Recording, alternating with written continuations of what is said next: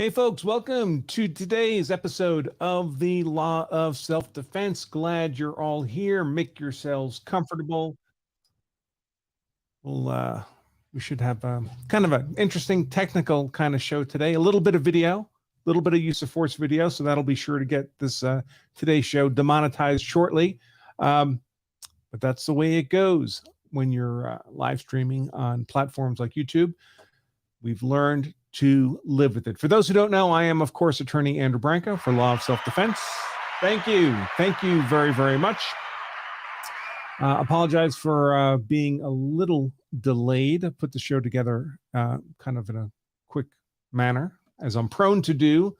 Nothing but the most professional in production here, folks. That's for sure. So we have a couple things to talk about today. One is a little bit of video that's popped back up on the internet. I saw it on Twitter. This is a use of force event. Two people in cars get into a confrontation on a street. I believe it's in Puerto Rico or someplace like that. And one gentleman cuts off the other, comes out of his car with a bat. Unfortunately, it turns out he brought a bat to a gunfight. The other fellow has a gun and settles the matter rather abruptly in the middle of the street.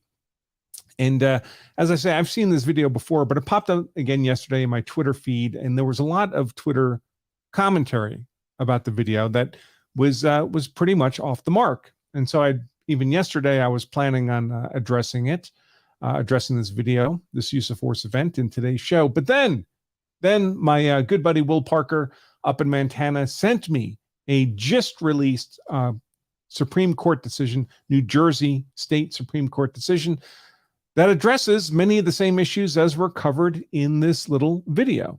Completely separate case, but covers many of the same legal issues. So we're going to do kind of a combo. We'll do a little bit on the video, which is only a few seconds long, look at the Twitter commentary that caught my eye, and then we'll dive into an actual state Supreme Court decision, actual case law, and step through the case law decision. That's kind of the technical part of today's show.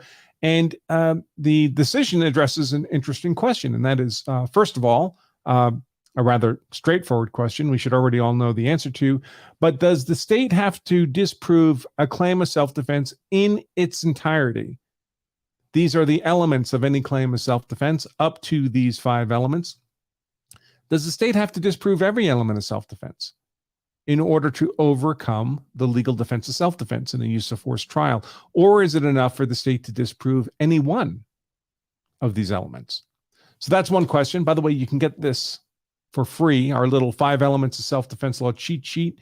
We just make it available at no cost. You can get this at lawofselfdefense.com/elements. It's just a PDF download. It's not physical like this. You'd have to print it out yourself, but you can get the PDF download for free. The other question is, if the state only has to disprove one element, does the jury have to be unanimous in agreeing which element was disproven? Or if you have a 12-person jury, can a couple of them believe innocence was disproven, and a couple more think proportionality was disproven, and a couple more think avoidance was disproven? Can they be scattered, not unanimous, fragmented in which particular element they believe was disproven beyond a reasonable doubt by the state? Or do they have to be unanimously agreed on which particular element was disproven? Unanimous in that self-defense was disproven, but do they have to be unanimous on which particular element of self-defense? So that's what the New Jersey Supreme Court decision addresses, and we'll see those arguments as we go through that case law opinion. As always, if you'd like your questions here answered on during the live show, they need to be, if you're watching on YouTube, it needs to be in the form of a YouTube super chat, minimum of $5. We have one already. It's not really a question. Fair Frozen 55, $5 super chat. Thank you very much. Says, cheers from PR from Puerto Rico. He writes, the shooter handed himself in, lawyered up, last I heard. I bought a gun a bit after, and then your book, Hard to Kill, Hard to Convict. Yes. So he's talking about the little video of the 2 men in the cars, the confrontation in the street that we're going to see here in just a moment. Thank you, Fair Frozen. I really very much appreciate that. So if you want your comments or questions addressed live during the show on and you're watching the live stream on YouTube, they need to be $5 minimum super chats. If you're watching on Rumble, and the Rumble stream should be working today. Let me make sure it is. And it is. That's good. Let's see. Is the Twitter feed working? It is as well. And the Law of Self-Defense dashboard for our members. And it is working as well. Okay, great. So we're streaming everywhere we're supposed to be streaming. If you're watching this on Rumble, it needs to be a $5 Rumble rant to get your comment or question addressed live on the show. Or you could just be a Law of Self-Defense member, not pay $5 a question. Don't pay anything a question. Just your monthly fee to be a Law of Self-Defense member, which is less than $10 a month, 30 cents a day, folks. And you get all your questions answered for free. All of them. Ask 100, I'll answer 100. Don't pay $5 a pop on YouTube or Rumble. Get them answered for free. On the Law of Self-Defense member dashboard, where we're also streaming this video, you can become a member right now at lawofselfdefense.com/join.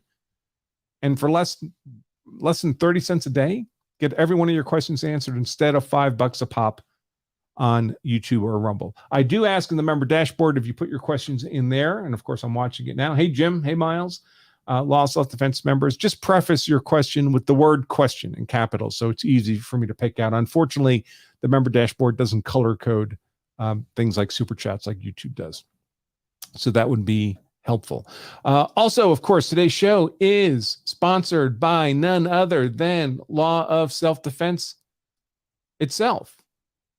And our coming quick now, just a little less than a month away, our Law of Self-Defense Advanced class. This is our full day class taught live by me, streamed to you at the convenience of your computer on how to be hard to convict if you're ever compelled to use force in defense of yourself, your family, your property, how to be an unattractive target for prosecution. Learn all that in one day, taught live by me. And even if you can't make it for the Saturday, April 15th live class, I would encourage you to sign up anyway, because we do make the replay of the class available to all the registered students. So you could watch it at your leisure after Saturday. If you're there live on Saturday, there may be portions of the show or the entirety that you may want to watch again. We make that replay available to you. This is the only advanced class scheduled for 2023. So if you missed this one, it's going to be a while before it comes up again. Do you know when you're going to have to defend yourself against attack? When you're going to need to be hard to convict? That's not up to us, right? That's up to the bad guy to choose the time, place, and manner of attack. Your responsibility is to make sure you are armed, both physically and mentally, before that attack occurs, that unpredictable attack. You can do that on Saturday, April 15th. It is a full day. Sign up for the course this month, during the month of March, and get 10% off your registration. And if you go to the link here, that's the registration link, but we also have a longer video there where I explain what the course covers, the more than 100 use of force questions we answered during the course of the day. Just go to lawofselfdefense.com/advanced, learn more, and hopefully register for this Saturday, April 15th, Law of Self-Defense Advanced course. And I'm also encouraging people, those of you who live anywhere within the Colorado Springs area of Colorado, my local Brazilian Jiu-Jitsu dojo, the Gracie University Dojo in Colorado Springs, is putting on a free self-defense seminar on Saturday, April 8th, exactly a week before my advanced course, 2 to 4 p.m., no cost, no experience. The head instructor there, Professor Ray, is a fantastic teacher of jiu-jitsu. This is where I personally go. This is my dojo. And if you're not training in BJJ, folks, you're simply not training for what I consider to be the best, physically the best, but also the most legally sound self-defense martial art out there, period. And this is an opportunity to try it out for a couple of hours and absolutely no cost or no commitment. I urge you folks, at least put your toe in the water. you can't make an informed decision if you haven't even tried it, right? So that's Saturday, April 8th in the Colorado Springs area, 2 to 4 p.m. Just point your browser to gjj101.com, GracieJujitsu101.com, or scan that little QR code here in the corner, and you'll get all the information you need. You do need to reserve a spot because, of course, it's a physical location and mat space and all that. So I would encourage you to do that sooner rather than later before it fills up. And no, Professor Ray's not paying me for this. This is just a favor to my local dojo in appreciation of everything they've been teaching me since I started training there. Okay, let's see. Let's get to our video. So, fair warning, there's a shooting in this video. All right, you're going to see someone get shot down to the street. So if that makes you uncomfortable, I'm looking at you, YouTube. I know this is what gets me demonetized. If that makes you uncomfortable, then today's show, you might want to step away. It only lasts for a few seconds. The whole video is 20 seconds long. So go get some coffee or something if this is going to freak you out. There's no blood or gore in particular, but it's definitely a shooting for sure. So what we'll see is two cars enter the screen from the left. One car will cut the other one off, so they're stopped in the middle of this frame. The cutoff car, what I'll call the aggressor car, the driver steps out of his car with a bat, moves around to the driver's side of the other vehicle, the cutoff vehicle. That driver also steps out of his car, so he's, I guess, not trapped in the driver's seat. And the man with the bat swings the bat at least once. And in response, the other fellow pulls out a handgun and starts shooting at him. Now, overall, in its totality, this is a bad shoot. But it didn't have to be. It started off fine. It just, as often happens in these cases, it went too far. Too many shots. Shots after the window of eminence had closed. So let's take a look at the video. And then we'll talk about the 5 elements of self-defense and how they might apply here. So here we go. Whoops. Now here we go.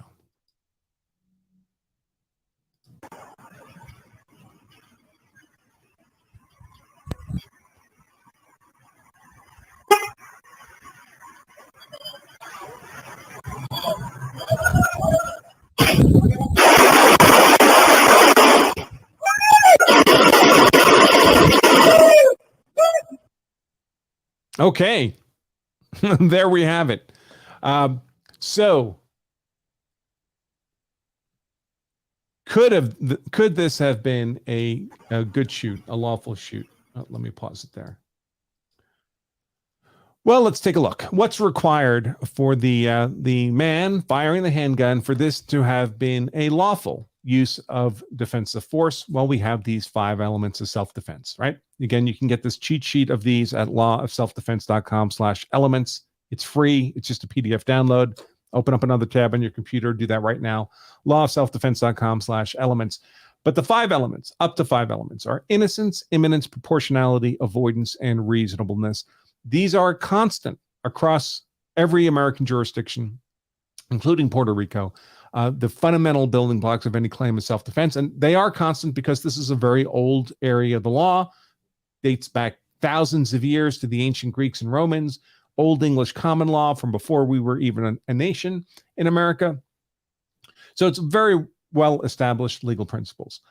Now, not all 5 are always required. In fact, usually all 5 are not always required. Of those 5 elements, innocence, imminence, proportionality, avoidance, and reasonableness, the element of avoidance is the most commonly waived. Avoidance has to do with whether or not there's a legal duty to retreat, if safely possible, before you can use deadly force in self-defense. There's about 10 duty to retreat states in the U.S. I'm actually not sure about Puerto Rico. I'd have to double check. We're going to pretend for our purposes that there was a duty to retreat here in Puerto Rico. But there's only about 10 states that impose a legal duty to retreat, that apply the element of avoidance in an otherwise lawful case of self-defense. It's the minority position among the states. The large majority of states, about 40, don't require the element of avoidance. Don't impose a legal duty to retreat before you can defend yourself in an otherwise lawful case of self-defense. They still require the other four elements: innocence, imminence, proportionality, and reasonableness, but most states don't require avoidance. So that's an example of how the five elements are common across the states, but one or more could be legally waived depending on the jurisdiction or the circumstances. And avoidance is by far the most commonly legally waived. By the way, even in stand your ground states, you can reacquire the element of avoidance if you were not engaged in an otherwise lawful act of self-defense. If you were the initial aggressor in the confrontation, for example, you lose self-defense being the initial aggressor. You lose the element of innocence because the initial aggressor is the person against whom defensive force can lawfully be used, right? Not the person who's privileged to use force.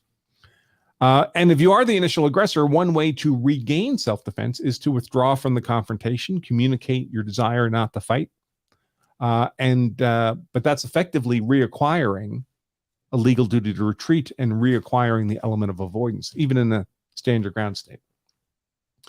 All right, so we talked about avoidance, legal duty to retreat, innocence, the element of innocence, meaning you were not the initial aggressor in the fight, or if you were the initial aggressor, you withdrew from the fight first, regained innocence. The other elements are proportionality, essentially for our purposes, that you're only privileged to use deadly force in self-defense if you're facing a deadly force threat. Imminence, that the threat you're defending yourself against is either in progress or immediately about to occur. So you're getting punched or the fist has been pulled back to punch. You're getting shot at or the person's reaching to present the gun. It's not a threat that's over in the past. It's not a speculative future threat that may never actually occur. I think of imminence as a window that opens and closes. There's a period of time when the window's closed. The threat may be theoretical, but not yet imminent, not yet occurring or immediately about to occur. Then the window opens, and now the threat is imminent. Now you can use force in self-defense, presuming all the elements of self-defense have been satisfied, of course, but imminence will have been satisfied. The window of imminence is open, but then the window of imminence closes. The threat that might have existed no longer exists. And after that, your privilege to use force has also ended. You're not allowed to continue to use force after there's no longer an imminent threat. And then reasonableness. Your perception of the threat has to be genuine, subjectively, in good faith. You believe that you need to use this degree of force to defend yourself or others or property, whatever the case might be. And that subjective belief also has to be objectively reasonable. It can't be irrational or speculative. A hypothetical, reasonable, and prudent person in the same circumstances would have shared that subjective belief in the need to act in self-defense. So those are the five elements of self-defense. So let's put them through here. What have we got here? Well, we have this car on the left cuts off the car on the right. Car on the left is baseball bat man. Should I just call him Batman? So who's the aggressor here? Who's the initial physical aggressor? Well, I would argue it's Batman, the car on the left, right? He's cutting off the car on the right. It's not the car on the right being the aggressor. Now, we don't know what happened before this, right? Is it possible the car on the right earlier had been the initial aggressor? Maybe, but guess what? He's currently in flight, right? So even if he had earlier been the initial aggressor, he's now departing whatever that earlier scene of aggression was. By doing that, he regains innocence and he regains self-defense. So what happened earlier doesn't really matter at this point. At this point, the car on the left is the initial aggressor. So the gunman in the car on the right, he has the element of innocence. He's not the initial aggressor in this fight. That continues to be the case as Batman gets out of his car with the bat and approaches the other car, right? Moves around the back of his vehicle. Now, it's true that gunman gets out of his car too, but he's just standing by the front door, by the door of his car. Batman comes around the back of the vehicle, wielding the bat. Again, he's the initial physical aggressor here. He's the first person to threaten the use of physical force. So Batman is the aggressor. Gunman has the element of innocence, that element of innocence required for self-defense. What about the element of proportionality? Also in the favor of gunman. He's being threatened with deadly force. A swung bat is deadly force, force likely to cause death or serious bodily injury. So proportionality is checked off. What about imminence? Is the threat being faced by gunman an imminent threat, actually occurring or immediately about to occur? Certainly for the first shot, we'll get to this more in a moment. At the moment the first shot's fired, Batman is swinging the bat. He's already swung it, and he's geared up to swing it again. There's the first strike, the bat, and now there's an imminent threat with the bat. This is when the first shot rings out. So there's an imminent threat at the time the man with the gun defends himself, at least with the first shot. And then reasonableness. Does he genuinely believe he was facing a deadly force threat? I think we can presume that to be the case. Certainly that's what he'll claim. But more important, is the perception a reasonable one? Or is it speculative or imaginative? Does he only imagine he's being attacked with a bat? No, there's an actual bat. So reasonableness is on the side of gunman as well. So he's a perfectly sound legal justification here. All 5 elements. Oh, avoidance, I didn't cover. Let's presume that this is Puerto Rico, and Puerto Rico imposes a legal duty to retreat. Can he retreat here? Well, he's just been cut off in his car. Retreat doesn't seem to be a viable option at this particular point. And certainly once he's being attacked with the bat, the prospects for retreating with complete safety, at the moment he has to decide whether to fire that first shot, is off the table. He's under immediate imminent attack. There's only ever a legal duty to retreat if you can do so with complete safety. You're not required to increase your jeopardy to attempt to retreat. So turning your back on a man swinging a bat at you, I wouldn't characterize that as a completely safe avenue of retreat, so the duty wouldn't apply anyway. So all 5 elements on the favor of the gunman for at least the first shot. And the audio is very bad, so it's difficult to tell the timing of the shots in particular. But after the first shot, Batman takes off. He's running. And it's there, you can see the bat in his hand, and you can see the gun in the other fellow's hand. Now, it's true, Batman still has the bat, but can he wield the bat against the victim in this posture? Is he still an imminent threat with that contact weapon in this posture? It would be different if Batman also had a gun, right? Because he could just flick the gun over his shoulder and fire a shot behind him. But that's not a possibility with an impact weapon like a baseball bat. So at this point, the window of imminence is closed. I would suggest every shot fired once Batman has begun fleeing can't be justified as self-defense. And that's most of the shots. Certainly, almost certainly, the fatal shots. Most people shot once with a handgun. About 80% of them make it, thanks to modern medical technology. You get shot more times, and that percentage of survival drops like off a cliff. So all these shots being fired here can't be justified as self-defense, can't be justified as self-defense, can't be justified as self-defense, especially these.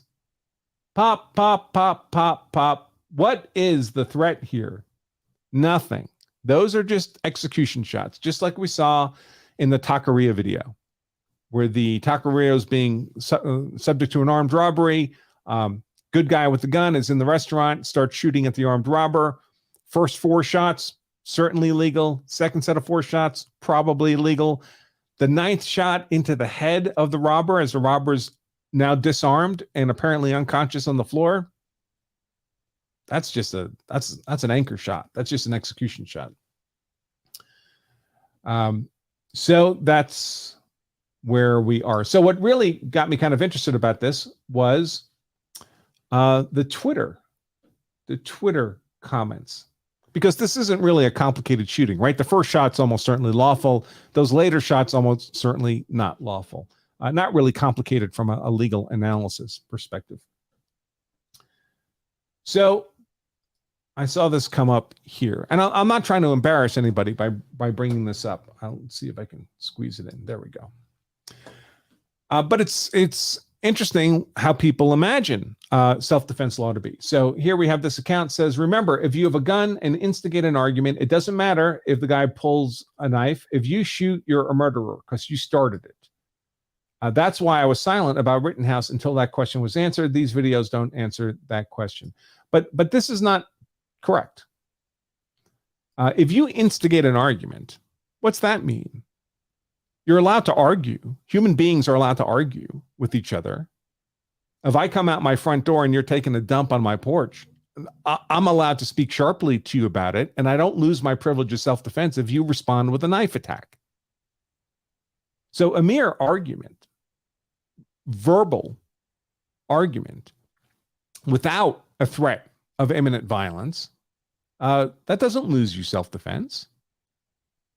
So now, would it be fair to say, beyond the legal merits, would it be fair to say it's imprudent to get into arguments with people, even just verbal arguments? Yeah, it's probably imprudent because you don't know how that might go sideways. You don't want to be in a position where you might have to shoot somebody, even if you were legally justified. If you can avoid having to shoot someone, you're invariably better off. But on the legal merits, you don't lose your privilege of self-defense merely by being in a verbal argument with someone. Now, there is a line that can be crossed. If you engage in a verbal argument for the purpose, with the intent of provoking a fight, well, that's different. Then you're effectively being the initiator of the conflict. You're not technically the initial aggressor in the fight, but there's a phrase for this. It's provocation with intent. So instead of being the initial physical aggressor yourself, what you're doing is you're intentionally provoking the other person to be the initial aggressor so that you'll have an excuse to use force against them. That provocation with intent loses you innocence, just like being the initial aggressor loses you innocence. The law doesn't allow that backdoor to basically a faked claim of self-defense. But there's a difference between merely being in a verbal argument with someone and provoking with intent to then have an excuse to use force against them, provoking with intent to initiate physical violence. And you can imagine, so it's provocation with intent. You're deliberately doing it. This is the classic example of somebody says, go ahead, take a swing, I dare you, take a swing. This is what doomed the dumpster guys, right? I doubt it, take your swing. Well, that's classic provocation with intent, and that loses you self-defense. Notice, between the father and the son at the dumpster, only the father said stuff like that. Take your swing. The son didn't. And the father was convicted of murder and the son wasn't. So provocation with intent is bad. And that'll come up in the New Jersey court decision that we're going to cover in some more detail in a moment, which is why I wanted to mention it here. So, but mere argument doesn't. Now, is it imprudent to get into arguments? Yes. Do you lose self-defense as a matter of law merely for being in a verbal argument with someone? No, that's not how it works. Then the same person writes, if the shooter initiated the confrontation, it doesn't matter. It's not justified. Well, again, he didn't initiate the confrontation here. And if he had done something earlier to initiate a confrontation, he legally addresses that by leaving the scene of that earlier confrontation. Now the other guy with the bat has effectively started a second fight in which he's the initiator. Cuts him off, gets out of his car, approaches with a bat. If the guy with the gun did something wrong earlier, maybe he threatened him with the gun earlier. Who knows? Let's pretend, right? Well, he may be on the hook for that earlier conduct. He may be guilty of an assault or an aggravated assault charge, or liable to an aggravated assault charge. But by leaving the scene of that fight, moving forward for the purposes of the second fight, he's the innocent victim in this second fight. It's a new fight. Let's see. The last few, another account here, the last few shots and shots in the back will also condemn the shooter. Yeah, that's the problem here, is the subsequent shots when the imminence is gone. Yeah, all good until the threat ceases to be one. The guy turns and runs. Yep. So I concur with all of this. And that earlier super chat by, let's see if it's still here. Fair Frozen, he mentions the shooter handed himself in, lawyered up. Last I heard, I bought a, yeah. So, well, certainly I hope he lawyered up, but I'm not sure it's going to help him. Not with this video. I don't see any possible justification, especially for those shots fired when the guy with the bat was on the ground. He clearly was no longer a threat then. Now, might the man with the gun, what could he argue? They say he's charged with murder. Well, he could argue it was actually manslaughter, which is, of course, still an unlawful killing, but a mitigated form of killing. Manslaughter, there's really two ways to commit an act of manslaughter. One is to act recklessly, to create an unjustified risk of death to another person and ignore that risk, and the other person's death results.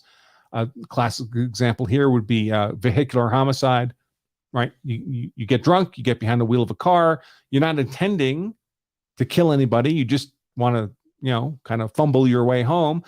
But we all know you're operating a vehicle drunk, that creates an unjustified risk of death to others. If you end up running somebody over and killing them, that was a reckless manslaughter. We call it involuntary manslaughter because you didn't intend any harm to anybody, but nevertheless, you did it in a reckless manner. More than negligence, reckless. You knew of the risk and you ignored the risk. Same with, that's the Alec Baldwin situation as well, right? He pointed a real gun at a human being and discharged it without ensuring there was no live ammo in the gun. And of course, without any legal justification in the killing of Helena Hutchins. Reckless manslaughter, involuntary manslaughter. The other way to commit manslaughter is voluntary manslaughter. And that's where you intended to kill the other person, intended to use deadly force against the other person, again, without justification, otherwise it wouldn't be a crime, right? So you get charged with murder. How voluntary manslaughter typically works is you intended to kill them, so they charge you with murder, and you say, well, yeah, it's true I intended to kill them, but I killed them under adequate provocation. So it was in hot blood, not in cold blood.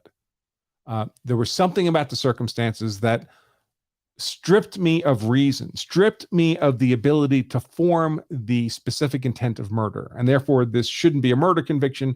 It should merely be a voluntary manslaughter conviction. And a classic example of voluntary manslaughter is a guy comes home, finds his wife in bed with a lover, and shoots them both in the heat of passion. The discovering his wife cheating on him, adequate provocation. Doesn't make it lawful to shoot them, but mitigates what would have been murder to manslaughter. Also, a very common situation for that is a fight like this, where the parties are involved with the fight, heat of passion, hot blood, because you're fighting, and one party goes a little too far. Kills the other guy under circumstances that can't be justified as self-defense, like here, but may be argued as in the heat of passion. A hot-blooded killing instead of a cold-blooded killing mitigates what otherwise would have been murder to manslaughter. And manslaughter is not great, folks. Manslaughter is typically good for 20 years. Unfortunately, not in the case of Alec Baldwin, because New Mexico, the sentence for manslaughter in New Mexico is only up to 18 months, which is very unusually mild. But manslaughter could be 20 years, but it's better than life without possibility of early release. And if you're sentenced to 20 years and for manslaughter, some states you get out in a third of that time with good behavior. Still have a life ahead of you. So manslaughter sucks unless the next best alternative was murder, a murder conviction. Another comment here from Fair Frozen, $10 this time. Whoops, wrong button. Thank you, Fair Frozen 55.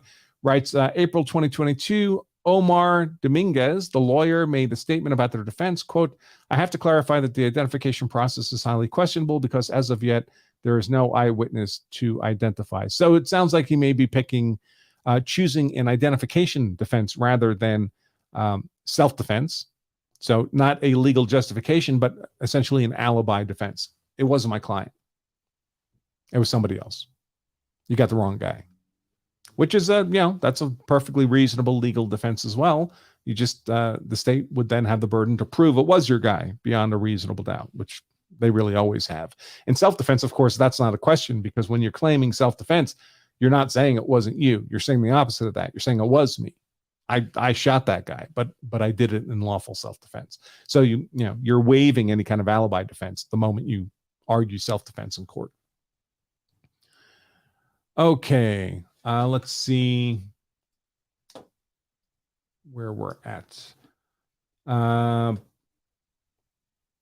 Oh yeah, folks. Of course, I always forget to say this. If you are watching on YouTube or Rumble, do the equivalent of all this on Rumble. If you're watching on YouTube, please hit the subscribe button. We're just over 48,000 subscribers. We'd love to hit 50. That would be awesome. And you need to hit the subscribe button, the comment anyway. So you may as well do that. It's free. Hit the thumbs like up button. That's also greatly appreciated. And if you could put your city and state in a comment, make some kind of comment, that also helps fool the algorithm into sharing our content more broadly.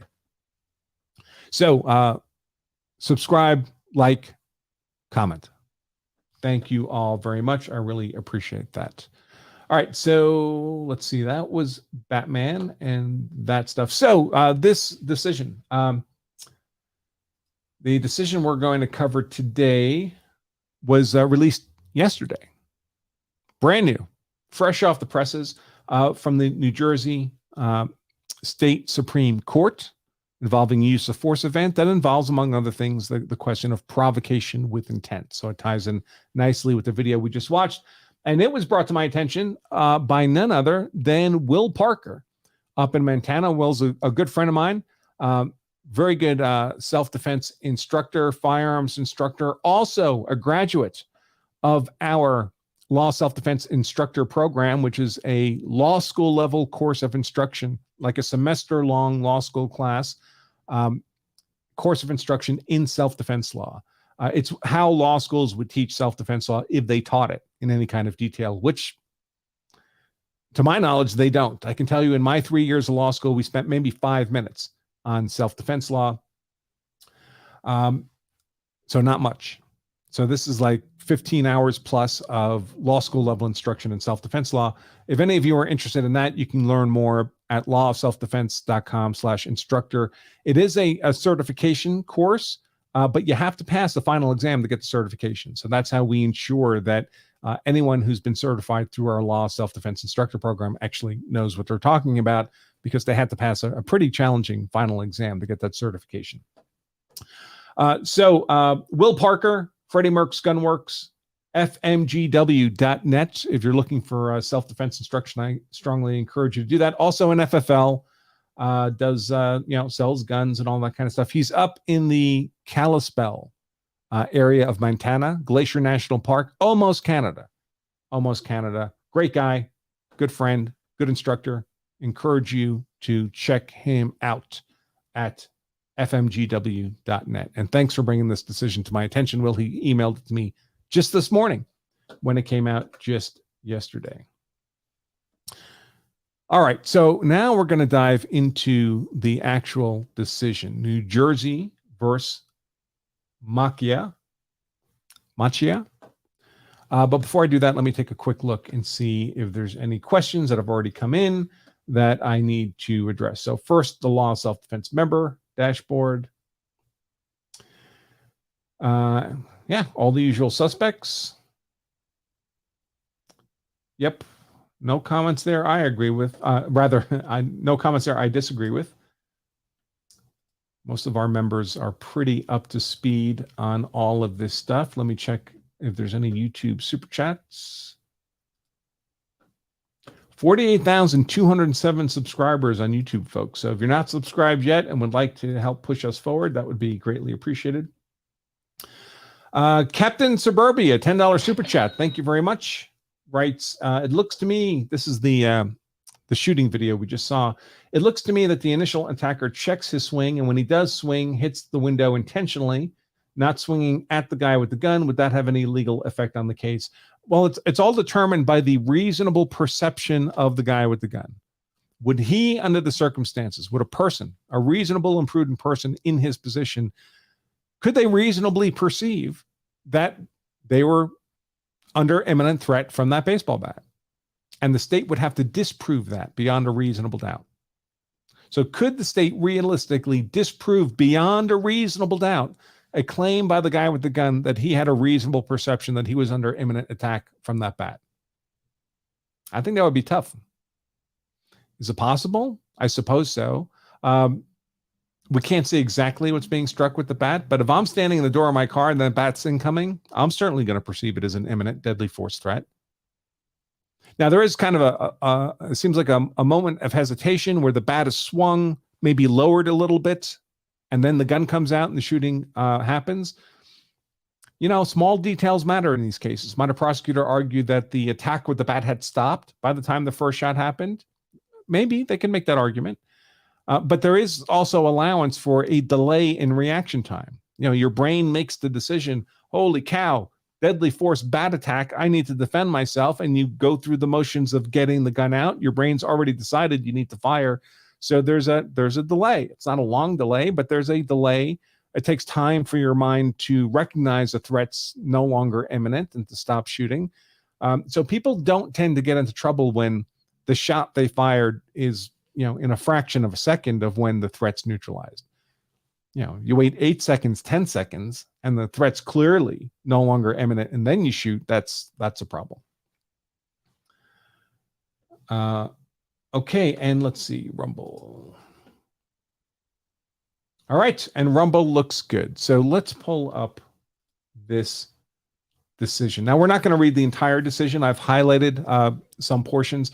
I have put the link to this decision in the description for today's video. So if you'd like to download the entire decision, I encourage you to do that. It's pretty well written. It's written largely in, I mean, there's always some legalese in appellate court decisions.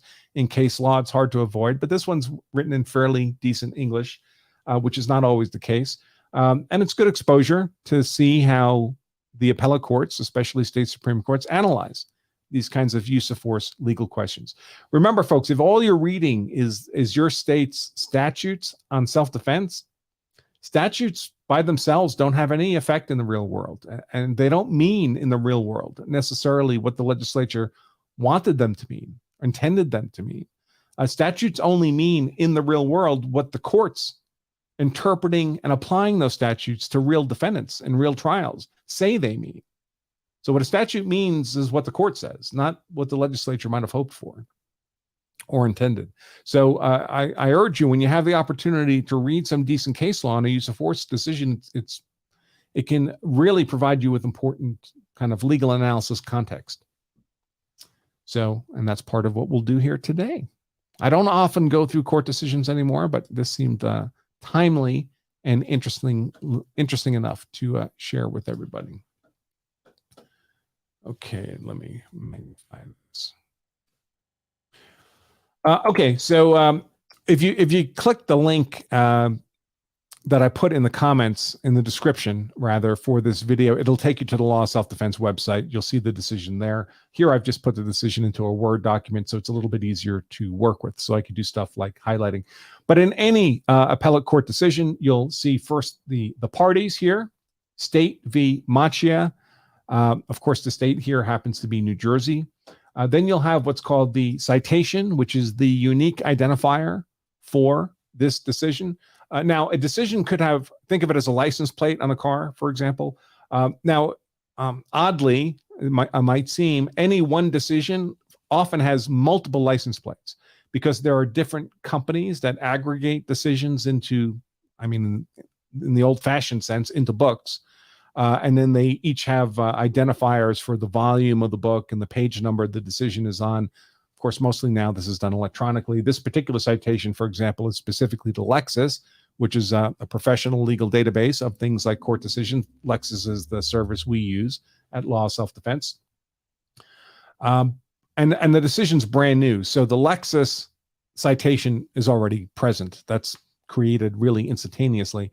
But as if you were to look up this case in a year, it would probably have multiple different citations for multiple different companies that have aggregated it in a collection.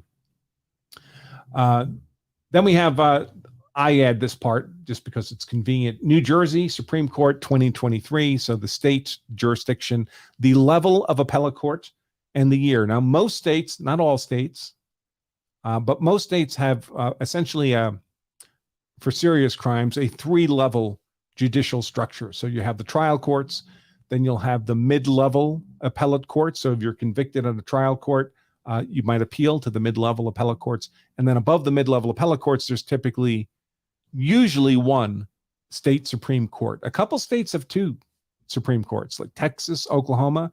They have one Supreme Court for criminal matters and a second Supreme Court for civil matters. Kind of an unusual structure, but most states have one state Supreme Court. And generally for a decision to get to the Supreme Court, it first has to go through the mid-level Court of Appeals. So it goes in a stepwise fashion from trial, mid-level Court of Appeals, then state Supreme Court.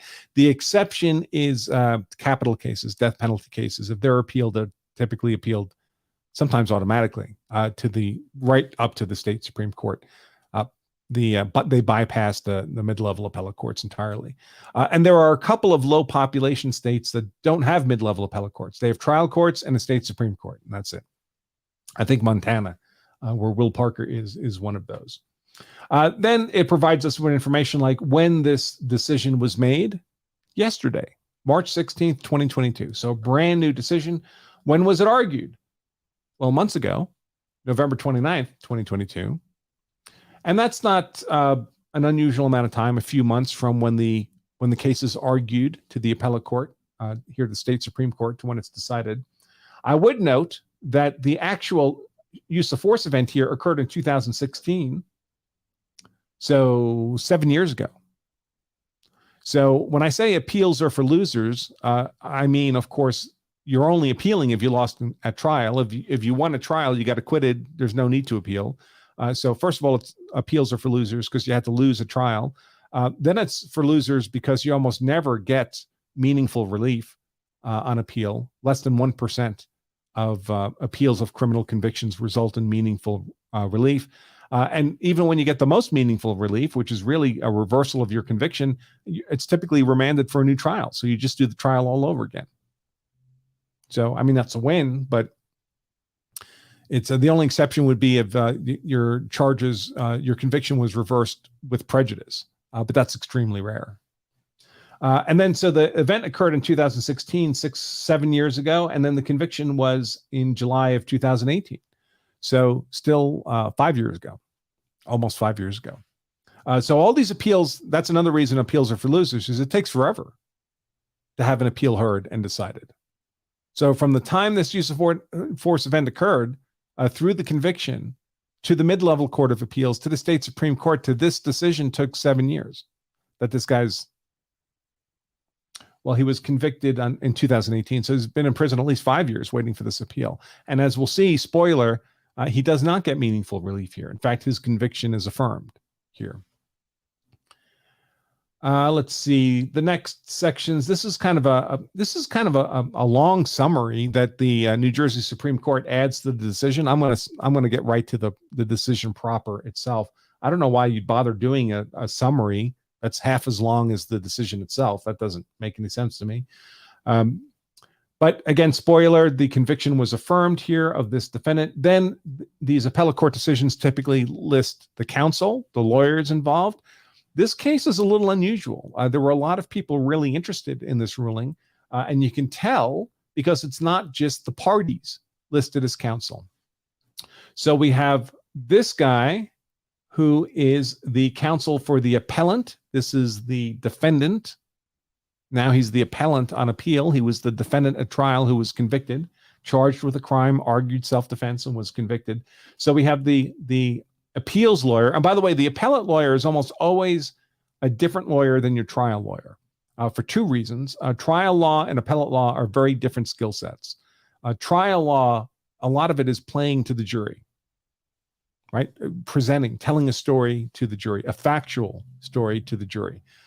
Appellate law is not based around facts because the appellate courts don't really want to consider facts. They consider legal errors in the law. So you're not really making a factual argument to the appellate courts generally. You're making a legal argument to the appellate courts. So right there, we have a different kind of skill set. There is no jury in appellate courts. The appellate courts don't hear witnesses. So it's a much more technical kind of legal argument being made at the appellate level. Plus, one of the arguments you always want to have available as an option when you're appealing is ineffective assistance of counsel, that your trial lawyer sucked so bad it amounted to a violation of your constitutional rights. It's hard to make that argument if you kept your trial lawyer for the appeal, right? He sucks so bad, but you're still using him.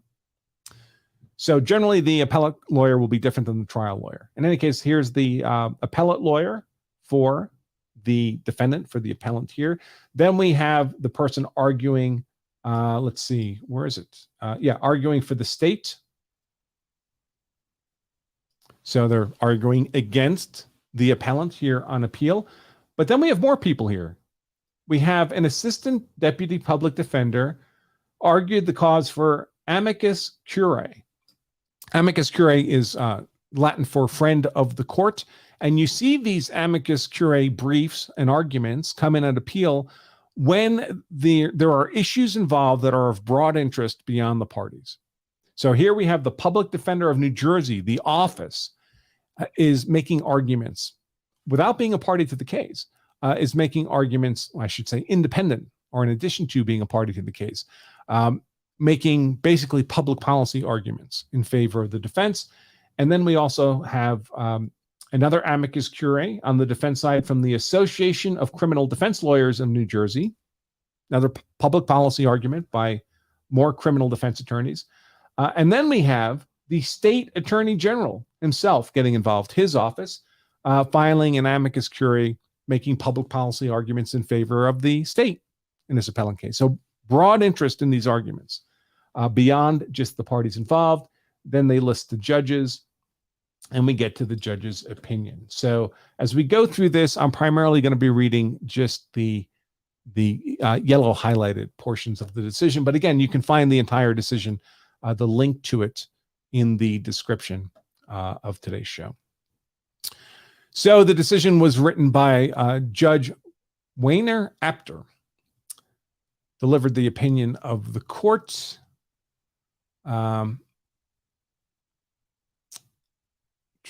Let's see.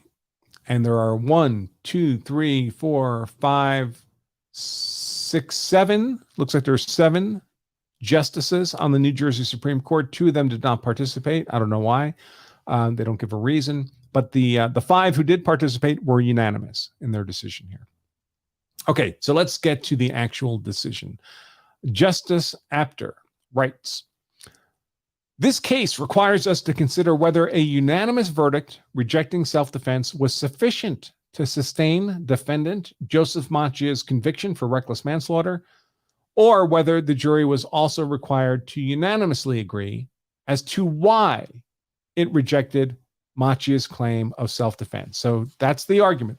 These 5 elements of self-defense. So Macchia shot someone dead, raised the legal defense of self-defense. New Jersey is one of the few duty to retreat states. So the element of avoidance is in play, just like the elements of innocence, imminence, proportionality, and reasonableness. And the question is, in order for a conviction in a self-defense case, the jury has to agree unanimously that self-defense has been disproven by the state beyond a reasonable doubt. Every juror has to agree that self-defense has been disproven beyond a reasonable doubt in order to vote for conviction. And of course, the conviction needs to be unanimous. But that doesn't necessarily mean that they all have to agree on which element was disproven beyond a reasonable doubt. So the defense is basically arguing, hey, for all we know, a couple of the jurors thought innocence had been disproven, and a couple other jurors thought imminence had been disproven, and a couple other jurors believed that avoidance had been disproven beyond a reasonable doubt, but there was no unanimous finding on any single element being disproven beyond a reasonable doubt, and that's what should be required for conviction. So it's not enough, the defense argues here, that the jury was unanimous that some variety, some combination of elements of self-defense were disproven, that it should be required they be unanimous on the specific element that was disproven. That's the fundamental question in this decision. So defendant, an off-duty police officer, fatally shot Michael Gaffney outside a bar during a fight. At trial, defendant testified that he acted in self-defense, shooting Gaffney because he believed Gaffney was reaching for his service weapon. The state has the burden to prove the defendant did not justifiably use lethal force in self-defense by showing 1. And I talk about the 5 elements of self-defense. This decision, and this is pretty common in decisions, they only list 3 elements here. Excuse me a moment.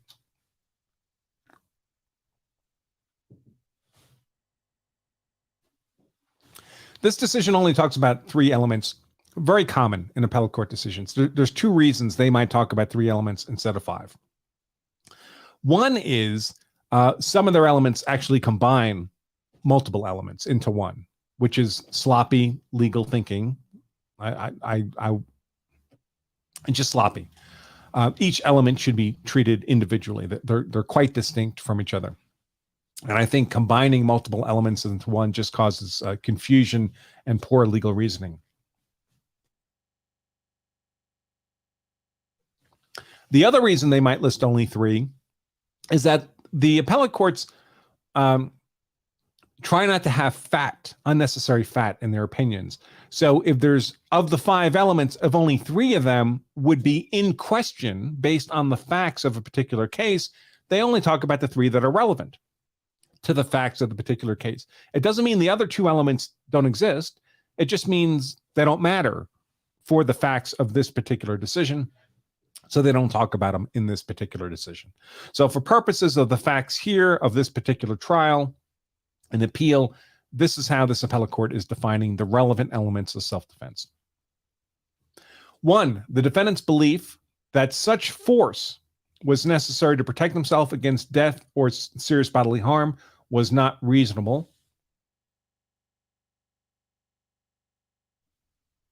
2, defendant provoked the use of force against him in the same encounter with the purpose of causing death or serious bodily injury. That's provocation with intent that we talked about earlier. Or 3, the defendant knew that he could retreat in complete safety. So that's the element of avoidance. Again, New Jersey is a duty to retreat state, although that duty is only ever imposed, even in those states, if you can do it with complete safety. So we have number 3 is really the element of avoidance. Number 2 is provocation with intent, which would lose you the element of innocence. Number 1 is a little jumbled. It talks about both the reasonableness of the subjective belief, and it also talks about proportionality, right? Whether he used deadly force in defense against a threat of death or serious bodily harm. But that's how this decision is framing the elements of self-defense for purposes of this decision. The jury unanimously rejected defendant's claim of self-defense. So every juror believed that the state ultimately believed. There was quite a bit of confusion about the instructions by the jury, but ultimately they concluded that the state had disproven self-defense beyond a reasonable doubt. So they unanimously agreed self-defense had been disproven, and they unanimously then found the defendant guilty of second-degree reckless manslaughter. Again, manslaughter as a mitigated form of murder, right? So he intentionally shot and killed this guy. Why is it not murder? Because it was in the course of this fight, and the fight qualifies, they believe, as adequate provocation to mitigate what would have been a cold-blooded murder into a hot-blooded manslaughter. And we'll learn more about the fight in a moment. Defendant contends that he is entitled to a new trial because the trial court failed to instruct a jury that it needed to agree unanimously, not just that self-defense had been disproven, but on which one or more of the 3 reasons, the elements, led it to reject his claim of self-defense. Spoiler, the appellate court always puts the spoilers up front, and then they provide their rationale. We hold, the State Supreme Court of New Jersey, we hold that there was no error in the trial court's instruction. We therefore affirm the defendant's conviction. And now we get into the facts of the particular case. On May 12, 2016, defendant's spouse, Catherine Macchia, told him she was pregnant with their first child. They decided to celebrate at Patty's Place, a bar in Union, New Jersey, where they were regulars. Defendant had been a police officer for 14 years at the time. Before leaving for the bar, he changed into civilian clothes and secured his service weapon to his waist in an off-duty holster, covering it with an oversized t-shirt. Defendant and wife Catherine arrived at the bar a little after 11 p.m. Oh, late night. Michael Gaffney, with whom defendant was acquainted, he would be the victim here, had arrived at the bar with his friend, Robert Lima, at approximately 10:30 p.m. The parties stipulated, meaning they agreed to several facts. And I'm just going to use victim in place of the victim's name because I think it just makes it easier to follow. Otherwise, with a lot of unfamiliar names, things can get confused.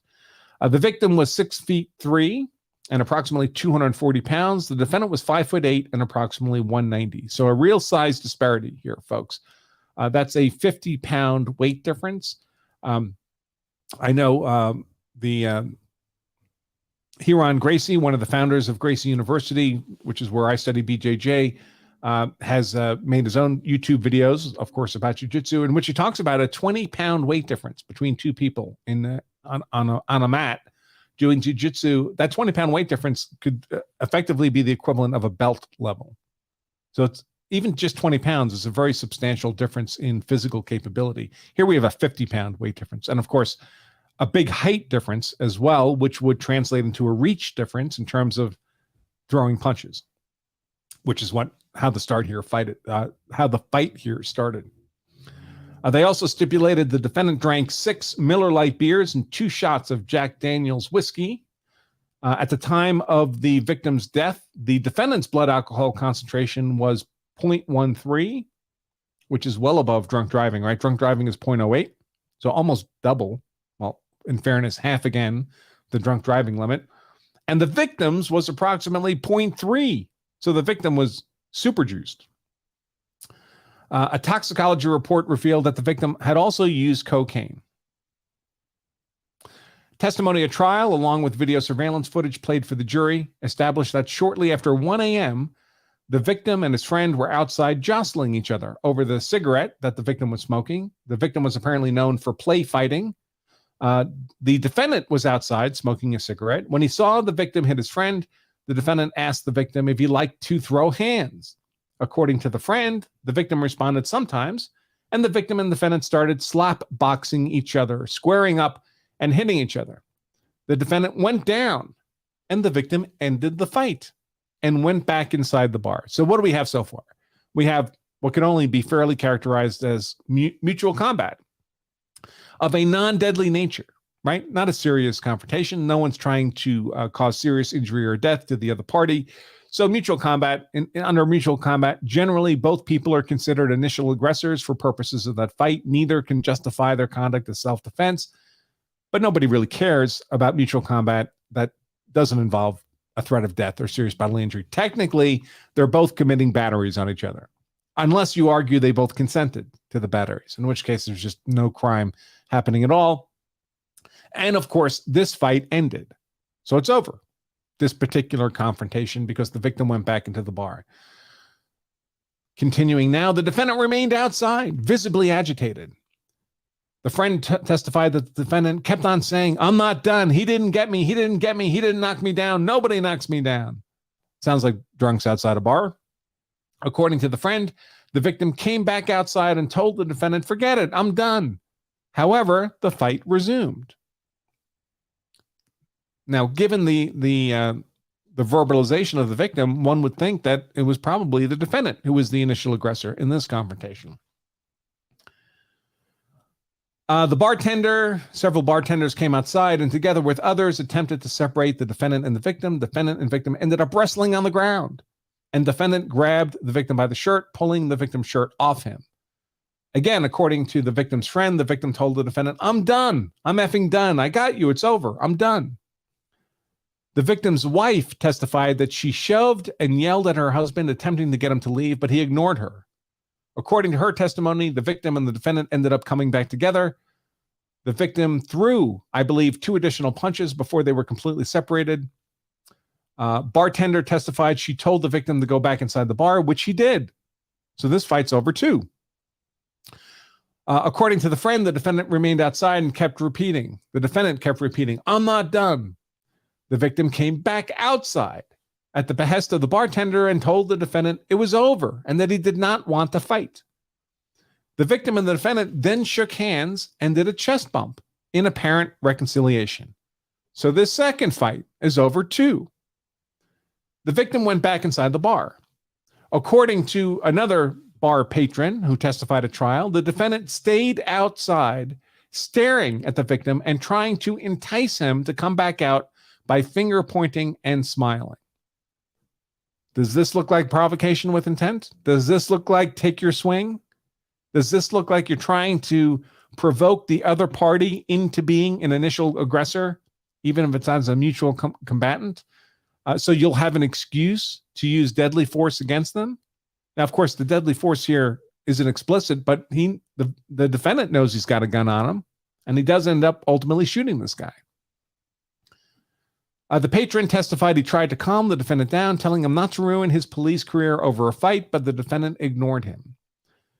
In response, the victim told the defendant to stop eyeballing him and then went back outside to confront the defendant once again. The two started fighting. Defendant fell to the ground, and the victim got on top of him, punching him repeatedly. The patron testified that she and the victim's friend were trying to pull the victim up. He was finally coming up and off the defendant, and she heard pop, pop, pop, and she just knew what happened. The friend also testified that he tried to pull the victim off the defendant by scooping him up around his upper waist and grabbing his arm. As the friend was pulling the victim off the defendant fired his gun. When Union police arrived, they arrested the defendant. The defendant told the officers he had almost passed out, that Gaffney effed him up, and that Gaffney went for his hip and was going for his gun. Okay. Let's see. I think this is another bartender told the officers that the defendant and victim had been fighting, that the victim was beating the S out of the defendant, and the victim tried to grab the gun. However, at trial, that same person testified she did not actually see the victim reach for the defendant's gun. The defendant's wife simply had told her that's what happened. So that's not personal knowledge. That's actually hearsay evidence, right?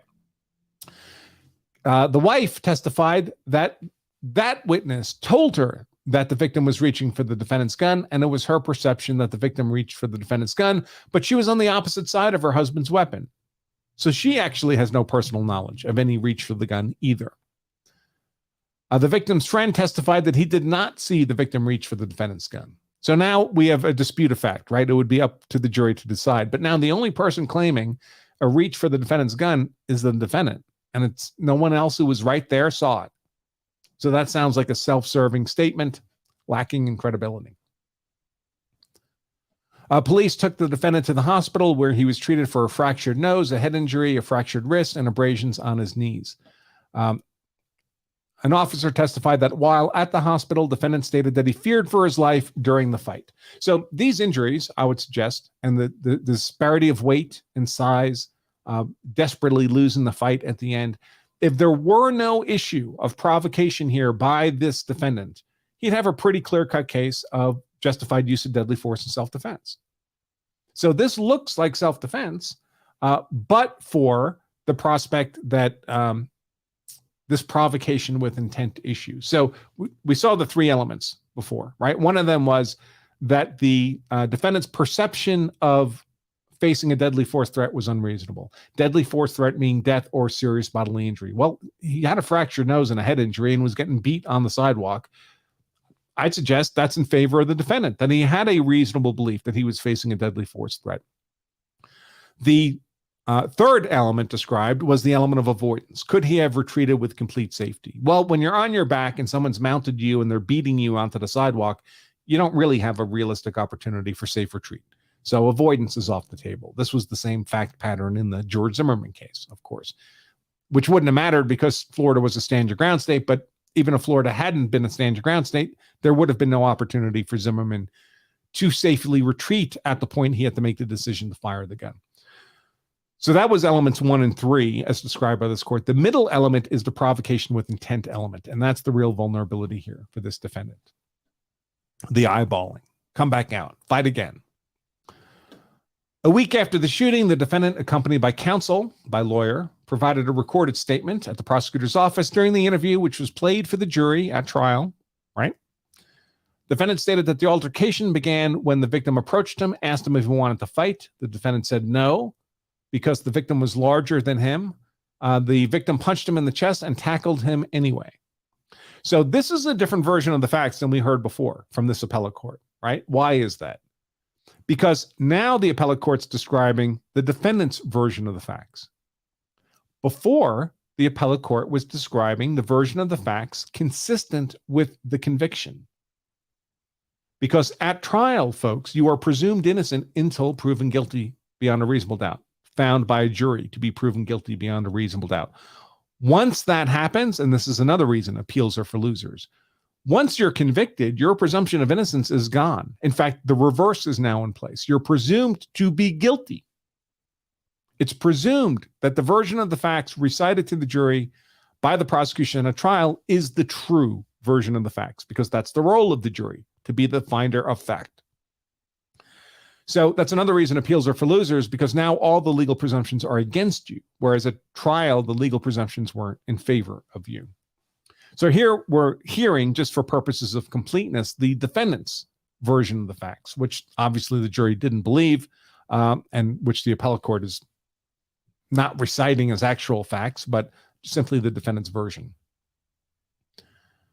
Continuing, the fight was broken up and the two shook hands. Defendant was standing outside the bar, not trying to entice the victim, but trying to get someone's attention to help him retrieve his jacket and pay his tab, so he would not have to enter the bar and re-encounter the victim. The victim asked defendant if he was eyeballing him. Defendant said he was not, but the two started fighting again, and the victim knocked him to the ground. As the victim was straddling and pummeling him, defendant believed the victim's hand went to his gun. Defendant stated that he feared for his life and he had no choice but to fire to stop the threat. At trial, the medical examiner who performed the victim's autopsy testified the victim sustained 3 gunshot wounds, one to the chest, to the left shoulder, to the abdomen. Based on stippling, the gun was fired approximately 7 to 8 inches from the victim's skin. The victim also had numerous injuries to his face, right knee, and front right thigh, consistent with a physical altercation. The defendant testified at trial on his own behalf, consistent with a statement at the prosecutor's office. Defendant stated he did nothing to entice or encourage the victim to fight, and that he never fought back as the victim punched him, even after the victim broke his nose. As the victim had him pinned to the ground, defendant's shirt rode up, exposing his gun. By the way, never fought back doesn't seem credible, right? Given the injuries to the victim had a shirt torn off. As the victim had him pinned to the ground, defendant's shirt rode up, exposing his gun. Defendant put his hand on the gun to retain it in the holster, while the victim held him down with his right hand and continued to punch him with his left. After the victim punched defendant several more times, defendant felt a shift of the victim's right arm, instead of being on defendant's torso, going downward towards his weapon. Defendant testified that his whole life flashed before his eyes when the shift happened, and he drew his weapon and shot. During cross-examination, the defendant admitted that he couldn't see the victim's hands and that the victim never touched the gun when it was fired. When asked whether he felt Gaffney's hands on his gun, the defendant stated that he could not answer. In its summation, the closing argument to the jury, the state asserted that the fundamental question came down to how a garden variety fistfight, which nobody really cares about, turned into a gunfight. In other words, what is the provocation for this gunfight? The state maintained that it had proven beyond a reasonable doubt that the defendant did not act in self-defense because of what it called the second component of provocation, by showing that the defendant had provoked this encounter with the intent to either kill or do serious bodily harm. So that's element 2 of the 3 elements we've been discussing as the appellate court describes the elements of self-defense in this decision. The state noted that it would concede self-defense number 1. That's that the defendant had a reasonable belief that he was in jeopardy. And it briefly referenced what it called the third component. This would be the avoidance component, stating that if the defendant did not provoke the encounter, he could have retreated in safety, and the defendant could have left in complete safety between the final encounter and the second encounter, so before he was pinned to the ground.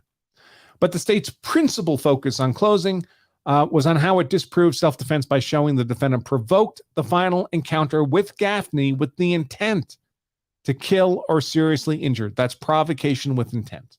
That loses you the element of innocence and therefore loses you self-defense. In total, the state mentioned the words provoke, provocation, discussed evidence that the defendant provoked the final encounter with Gaffney, or argued that the state proved component 2, provocation, 22 times during its closing argument.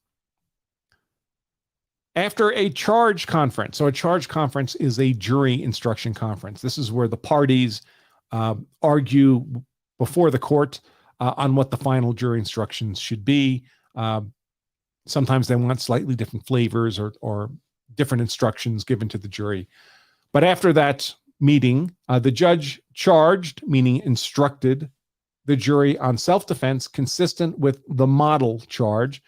That's the model instruction. So most states now, virtually all, I think Rhode Island might be the only exception, have what are called model jury instructions, pattern, standardized jury instructions. In the old days, 100 years ago, the jury instructions would be drafted fresh for each trial. But that would lead to a lot of variation in jury instructions in otherwise similar trials with different verdicts and otherwise similar trials. And it was a lot of work each time. So over the years, pretty much every state has, the state Supreme Court has developed a standard version of jury instructions that all the trial courts are supposed to use. That's the model charge or the model instruction. Here the jury was instructed, quote, self-defense is a complete defense to a charge of reckless manslaughter. So if it was self-defense, it's not a crime. The state has the burden to disprove the self-defense justification beyond a reasonable doubt.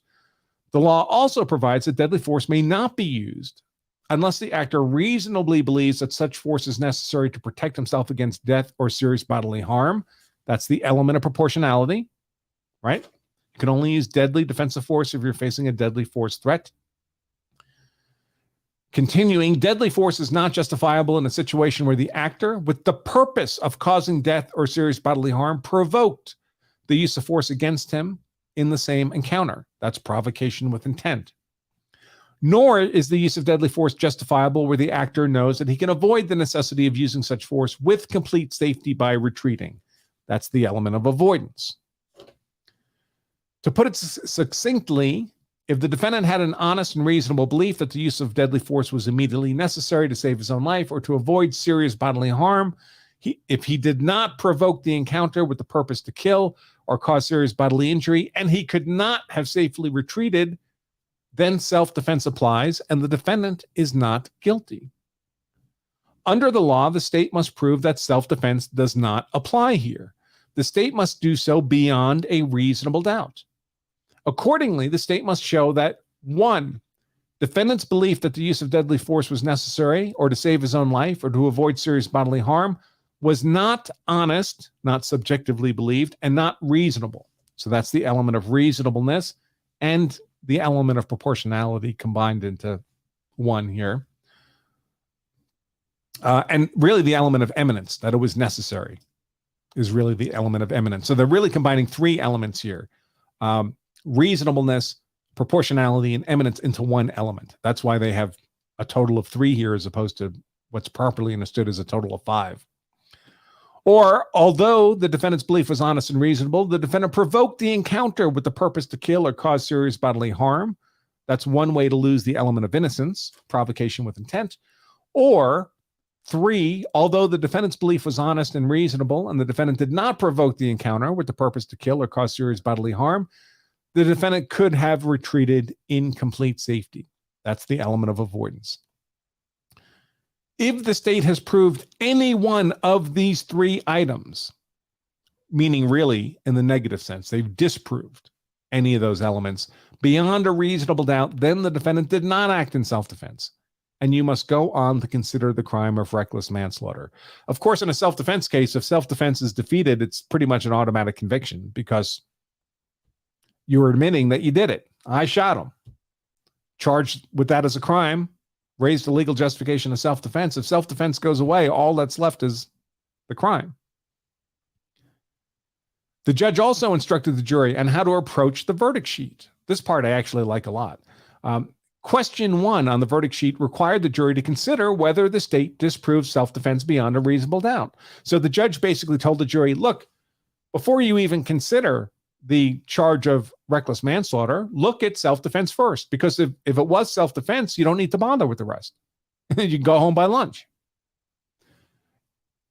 So question 1 required the jury to consider whether the state disproved self-defense beyond a reasonable doubt. If your answer is no, then you have found the defendant not guilty due to self-defense and your deliberations would stop. Conversely, if the jury found the state has disproved self-defense beyond a reasonable doubt, the jury was to proceed to question 2, whether the defendant was guilty of reckless manslaughter. Now we get to some of the jury confusion over these instructions. And juries can, The instructions aren't actually that complicated, but they still cause confusion here. After the jury deliberated for a short time, they submitted a question to the court. Can the judge go over self-defense as stated on page 17? So this would be page 17 of the jury instructions. Holy cow.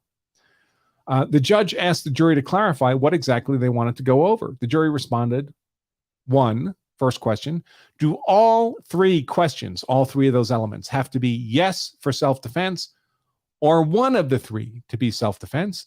And 2, does the encounter begin when the victim came out of the bar or when the defendant was on the ground? We're just going to focus on the first of these questions here.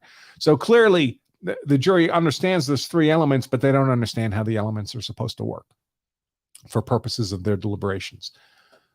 The judge conferred with counsel, formulating an answer to each question that the parties supported. On the first question, the judge explained the state must prove 1 or 2 or 3 beyond a reasonable doubt, meaning really in a negative sense, to disprove elements 1 or 2 or 3 as described here.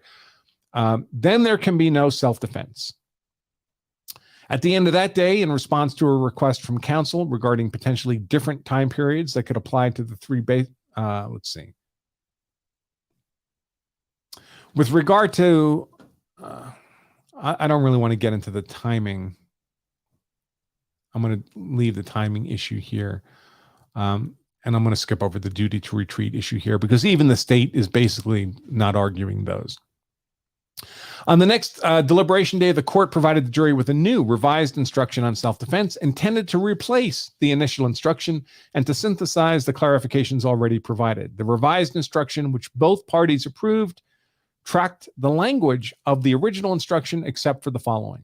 So the new self-defense jury instruction reads, quote, the state must prove that self-defense does not apply here. The state must do so beyond a reasonable doubt. Accordingly, the state must prove any one of the following beyond a reasonable doubt to show that self-defense does not apply here.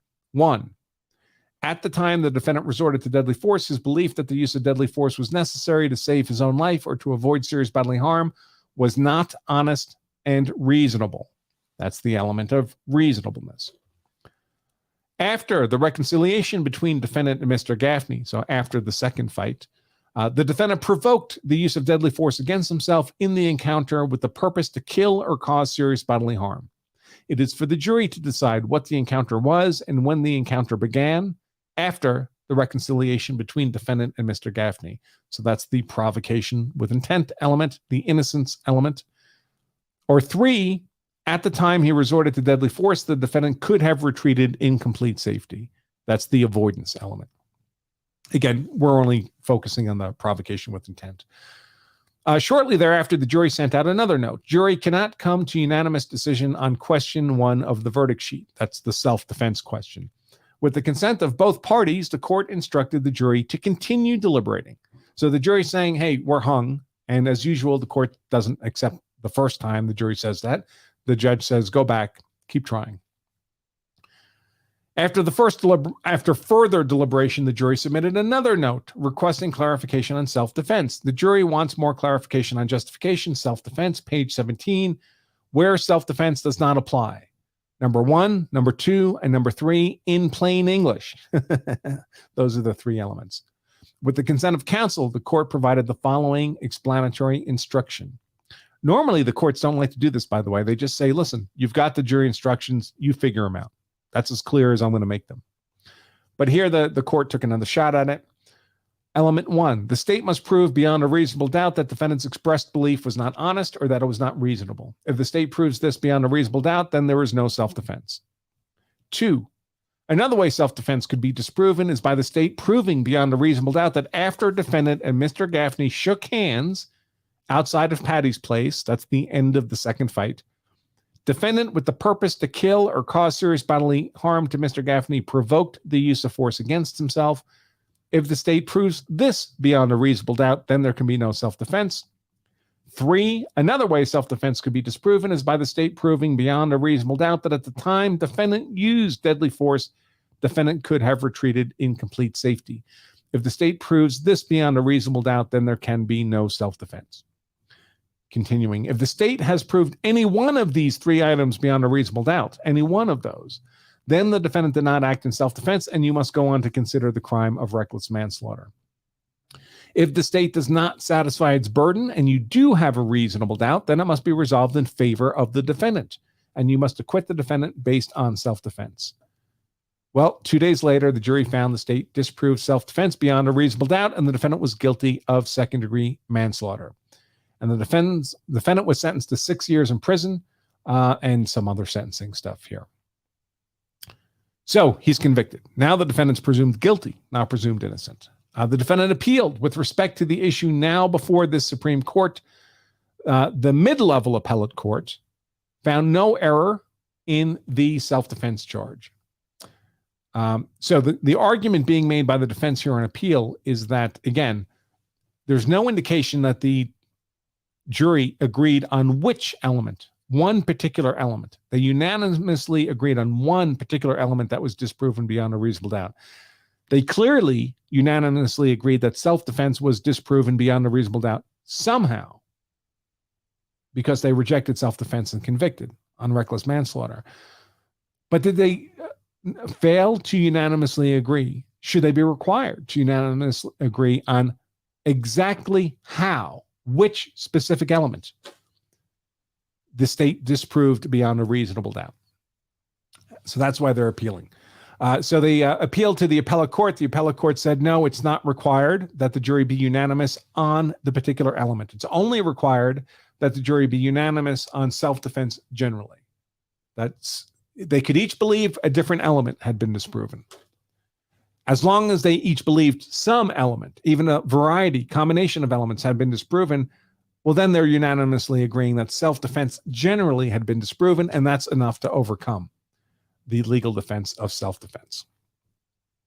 So throughout the rest of this, really, the defendant is simply arguing that unanimity on the specific element should be required, and the state is arguing that it should not. So far, the mid-level appellate court is agreeing with the state. Now we're before the same Supreme Court. Now, much of this discussion I'm scrolling through here, I'm going to skip because, let's see, because it's distinguishing between what's required to prove a criminal charge and what's required to disprove a legal defense. The state has both those burdens. They have to prove the criminal charge. They have to disprove the legal defense. The difference is, to prove a criminal charge, the state has to prove each and every element of the criminal charge beyond a reasonable doubt. All the elements have to be proven beyond a reasonable doubt. To disprove a legal defense like self-defense, the state doesn't have to disprove every element of the defense. They only have to disprove one of them.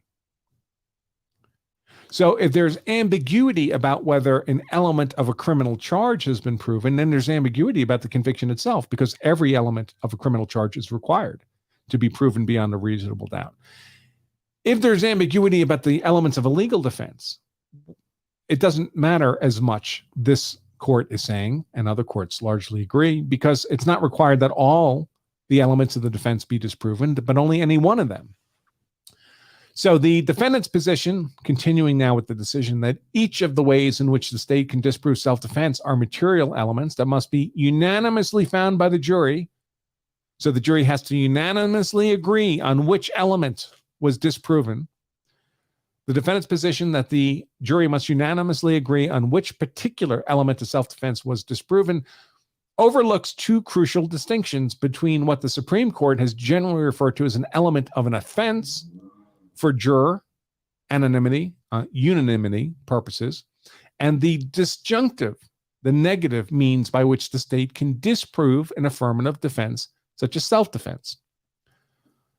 First, as the Connecticut Supreme Court has recognized, whereas the state must prove every essential element of the crime, it need only disprove a single factor or triggering circumstance, what I call an element, to overcome a claim of self-defense. In that sense, the state's burden with respect to a justification defense is the very opposite of its burden with respect to proving a crime. The same is true under New Jersey law. All agree that to disprove self-defense, the state need not prove that defendant's belief was not honest and reasonable, and also have to prove that the defendant provoked the encounter, and also have to prove that the defendant could have retreated. Instead, if the state proves any one of the disqualifiers beyond a reasonable doubt, it has disproven self-defense entirely. Second, it's generally the defendant, not the state, who controls the shape and direction of a self-defense claim, and the state must apply its proof to factual circumstances raised or illuminated by the defendant. Because the state is in an inferior tactical position in trying to disprove a defense, it would be unreasonable to require the state to present for the jury's unanimous agreement a definitive set of facts, neatly synthesized in a unified theory designed to explain why the defendant's conduct was not justified. Now, folks, this is the ruling of this court, and it's the common standard across the states. I disagree strongly with this position. I think the jury should be required to be unanimous on which specific elements the defense loses self-defense on, and not be allowed different jurors picking different combinations of elements. I think the state should have the burden to provide a unified theory, neatly synthesized, to explain why the defendant's conduct was not justified. The state shouldn't have the option to say, hey, if you don't believe we've disproven innocence, maybe give avoidance a shot. And if you don't believe we've disproven that, maybe give reasonableness a shot. And if you don't believe we've disproven that one, maybe give imminence a shot. And any of you jurors, just pick whichever ones you're comfortable with. To me, that's way too loosey-goosey to be a foundation for putting someone in a cage for the rest of their life. So if I made the rules, which no one's given me the authority to do, of course, but if I made the rules, I would require unanimity by the jury on the defense, just like it's required for the criminal charge. But the Supreme Court of New Jersey and many other courts disagree with yours truly. Here, the Supreme Court of New Jersey says our holding that unanimity was not required as to why self-defense was rejected in this case is consistent with the approach of every other court to have considered the question. All have held that a jury need not unanimously agree on the underlying basis for rejecting self-defense. It need only unanimously agree that the prosecution disproved self-defense beyond a reasonable doubt by disproving one element or another, and it need not be the same for every juror. And that should get us pretty close to the bottom. Yep. So the jury was initially uncertain about whether to reject self-defense. It needed to find that the state proved beyond a reasonable doubt that the defendant's belief was not honest.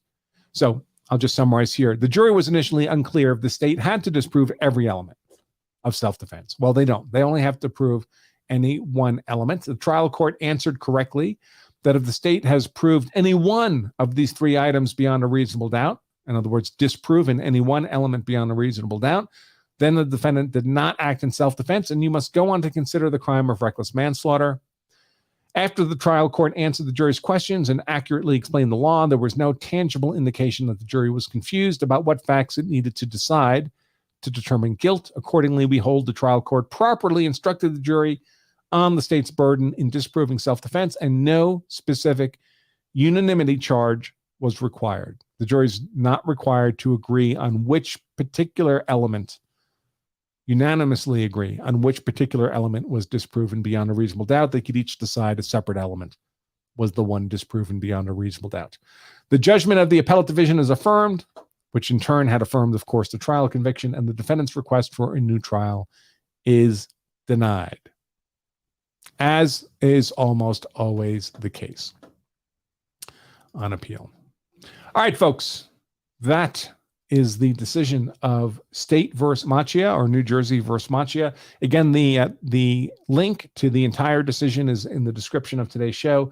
So I would encourage you to read the whole thing. There is other interesting content in there, but I can only read for so long before I lose my voice. So with that said, let me look to any questions that have come up. First, I'll start with the Law Self-Defense members. Law Self-Defense member Miles asks, does it matter which level of court makes the ruling before that law applies to another state? So You notice in this decision, this New Jersey Supreme Court had referenced a decision out of Connecticut, and they more ambiguously referenced other state laws. None of those state laws are binding on any New Jersey court. The way case law is binding, the way it has precedential value, is only within one state, one jurisdiction, and then only flowing downhill. So appellate court decisions, if you think of the court structure as a pyramid, so there's a lot of trial courts, then there's a few appellate courts, usually 3-judge panel appellate courts, mid-level appellate courts, and then there's usually one Supreme Court, 7 members, 9 members, some odd number. The trial court decisions are not binding on anybody. They're not even binding on the same court. So if this trial that we just discussed here, if this trial judge made a different decision in the next case, essentially identical case, that's up to him. So a trial court's rulings, holdings, decisions aren't even binding on the trial court if it goes to another case. Appellate court decisions are generally not binding on other appellate courts, but they are binding on the trial courts below them. And they're considered not absolutely controlling, but informing on all the trial courts. And then the state Supreme Court holdings, of course, are binding on all the lower courts below them. So it just casts the authority, the precedential authority cascades downhill. But it never crosses state borders. So when you see a state court, appellate court, or Supreme Court, like this one, New Jersey, referencing Connecticut, they're not saying we're bound by Connecticut law. They're just saying, hey, we respect that court. They had a similar case. This is how they reasoned it out. And we think that's a compelling argument. And they're just citing to the out-of-state court for purpose of reference, really. But it's not binding on them. They're completely free to do something different.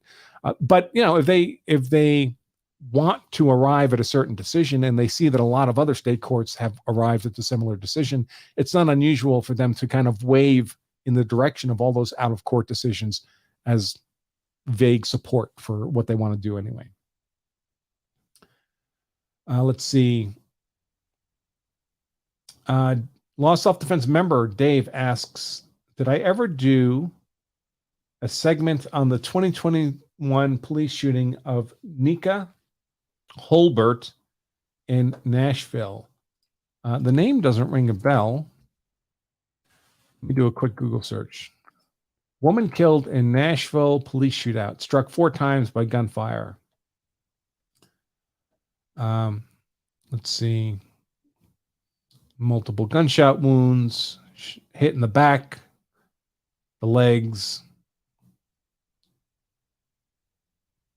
Oh, I remember this case. I don't remember if I covered it. Yes, this was the heavyset gal who was driving a car. I think she was parked outside a Walmart or something. But while she was parked out there, I guess a cop had run her plates and there was a warrant out for the owner of the car. And she was not the owner of the car, but I guess for some reason they got into a physical confrontation, her and the officer. She was outside the vehicle. She's running away from the cop. She jumps into her car. The cop's trying to compel compliance with his orders. He tasers her. He stuns her. And then she comes up with a gun and shoots him in the stomach. And he shoots her back. And she manages to drive off, but she makes it a block or so and then crashes off the side of the road and obviously succumbs to her injuries. And there is some video of the shooting. I guess dash camera video of the shooting. I don't think I've covered it.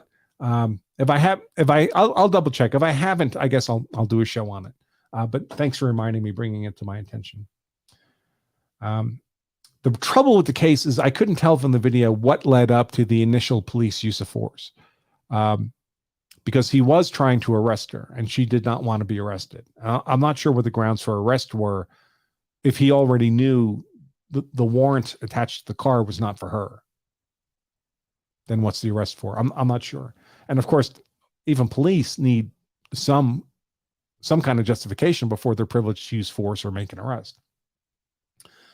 Law self-defense member Philip asks, listening, by the way, all these law self-defense members, they get to ask their questions for free, folks. If you're on YouTube or on Rumble, I only answer if it's a $5 super chat or $5 minimum Rumble rant. So $5 minimum a question on YouTube or Rumble, or get all your questions answered for free as a law self-defense member in the member chat. That's 30 cents a day, less than $10 a month to get all your questions answered. No additional cost. You can become a member right now at lawofselfdefense.com/join. And by the way, then when I get content taken down on YouTube or taken down on Rumble or whatever, it's always in the member dashboard. Locked down for our members, but it's always available to you as a law self-defense member. YouTube has no control over my website. Let's see. Philip asks, listening to several of the case reviews from different states, it seems as many states combine one or more elements. In that event, does it change what or how the 5 elements of self-defense should be considered? It shouldn't change anything, really, but it leads to sloppy and confusing legal analysis in those appellate decisions.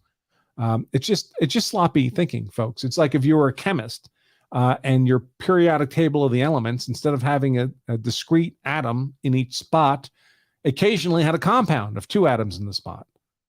Well, that compound doesn't really work the same as the individual elements. You can see that wouldn't work as an effective periodic table of the elements.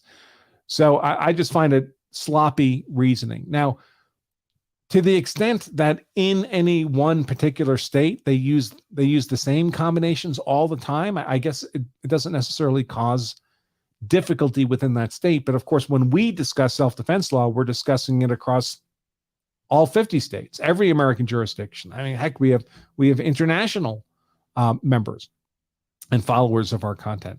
So to me, it's important that we are as atomic as possible in talking about the elements. Otherwise, it's easy to get confused when different states combine them in different ways. And each of those elements is a discrete point of attack for the prosecutor. Again, they only have to disprove any one of them, folks. That's all. Any one is enough. Robert Hayden, law self-defense member Robert asks, does any state agree with your view and disagree with the holding in the New Jersey court? I don't know. I haven't done a comprehensive search across the 50 states. It's not a question that typically comes up. Meaning it's not a question that's typically asked. If the jury decides against self-defense, it's just accepted they decided against self-defense. It's not common to see this argument that maybe they decided against self-defense on different elements. And I think that really the only reason it came up here was because of the repetitive times the jury came back confused about the jury instructions.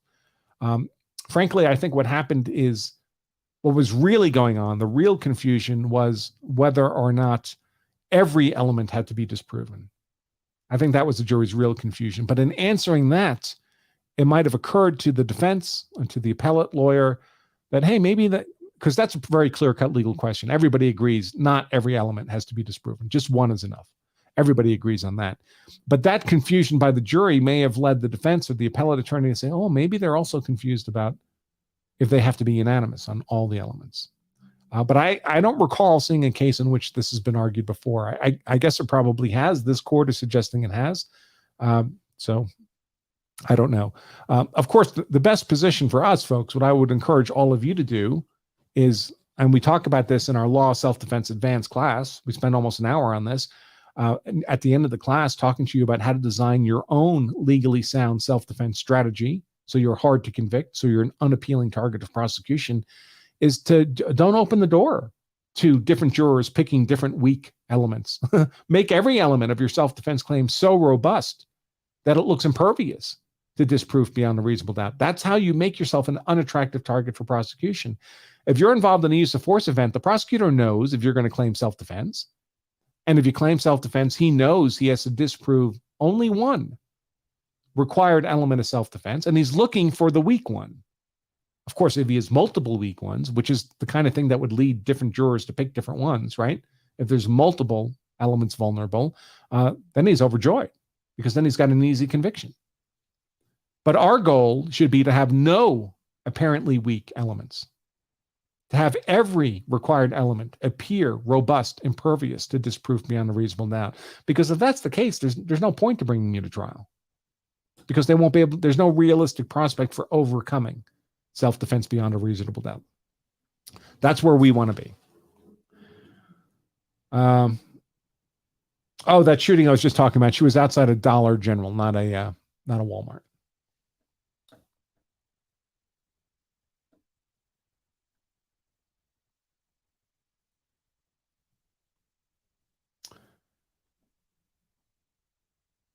Let's see. Okay, let me take a look at Super Chats. That was all the member questions. And folks, by the way, we're starting to wrap up. So if you want to get a question in, do it now. Every once in a while, one of you sneaks in pays for a question, like in the last 30 seconds of the show. By then, it's too late for me to see it. So, all right. YouTube, Super Chats. Looks like nothing new there from before. And Rumble the same. All right, folks. So it would appear that that's all I have for all of you today. I will remind you that if you carry a gun, own a gun, so you're hard to convict. That's why I carry a gun, so it's hard to kill.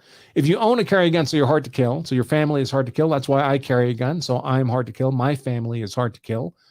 Then you also owe it to yourself and your family to make sure you know the law, so you are hard to convict as well. By the way, don't forget, folks, you can always get a free copy of our book, The Law of Self-Defense Principles. Check it out on Amazon, 4.8 star rated. I don't know who the 0.2 people are, but let's round that up to 5-star rated bestseller in Amazon's criminal law segment. But don't buy it on Amazon. They'll charge you for the book and the shipping. We'll give you the book for free. We only ask that you cover the cost of shipping the book to you. You get the book from us for free at lawofselfdefense.com/free book. That's the soft cover version, lawofselfdefense.com/free book. And by the way, if you go there, you'll also be offered options for an audible version of the book, options for a digital version of the book to read like on a Kindle or e-reader type of thing, as well as the soft cover. Or you can get the very handsome, very attractive hardcover version of the book. Makes a great gift, looks great on the bookshelf. You can get this hardcover. This one's not free. They're too expensive to print up to give away for free, but you can get the hardcover version of the book at lawofselfdefense.com/get hard. All right, folks, thank you so much as always for your time. And until next time, I remain attorney Andrew Branca for Law of Self-Defense. Stay safe.